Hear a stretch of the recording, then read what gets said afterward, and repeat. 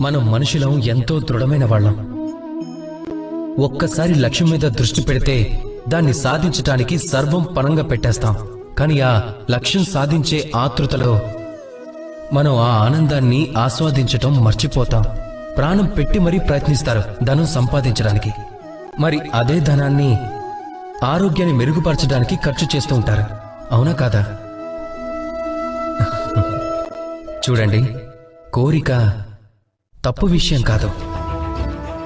కానీ కోరికను తీర్చుకోవాలనే కోరికతో ఆ మార్గంలోని వచ్చే ఆనందాన్ని మర్చిపోవటం అది మూర్ఖత్వం అవుతుంది. అప్పుడప్పుడు కోరికను పూర్తి చేసుకునే ప్రయత్నంలో అన్నిటినీ కోల్పోతారు. మర్చిపోతూ ఉంటారు అర్ధచంద్రుడు ఎక్కువ అందంగా ఉంటాడని. లేని దాని గురించి ప్రయత్నించటం మానేసేయండి. కానీ ఏదైతే ఉందో దాన్ని సంపూర్ణంగా ఆనందించండి.